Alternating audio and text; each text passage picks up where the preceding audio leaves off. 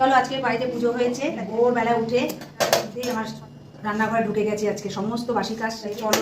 আজকে আমাদের পুজো হচ্ছে, নারায়ণ পুজো, তো বাড়িতে একটু নিরামিষ রান্না বান্নাই করেছি, তার জন্য পুজোর দিন শরীরে সবসময় ঘরে থাকে। তা চলো কি রান্না করেছি দেখো।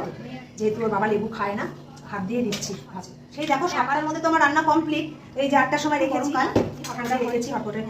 আচ্ছা দেখো যে ভেন্ডি ভাজা করেছি, আমি মেয়ে খাবো, বাবা খায় না। যাই হোক খাবে কিনা আমি উচ্ছে ভাজাটা দিয়ে দিই। উচ্ছে ভাজা খাবে, উচ্ছে ভাজা আমরা সবাই ভালো খাই, সবাই নিয়ে নিলাম।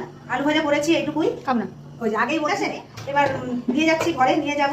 আর এটা কুমড়ো করেছি, এটা তাও আমার বহু বছর আগে আমার বাড়িতে কাজ করতো, ওদের বাড়িতে কালকে একটু গেছিলাম, বলবো আমার হাসি গাছ থেকে একটা পেরে দেখো চাল কুমড়ো দিয়েছে। তো এটা আবার একটু ভাজা ভাজা করলাম। যাই হোক আমার মেয়ে খায় না, আমার বড় ভালোবাসে, একটু বেশি দিলাম, ঠিক আছে এইভাবে। আর এখন আম এনে রাখলে আর মানে কাঁচা থাকছে না, তাই চাল কুমড়ো দিয়ে চলো বন্ধুরা আছে এই খাওয়া দাওয়া হয়ে মানে হবে।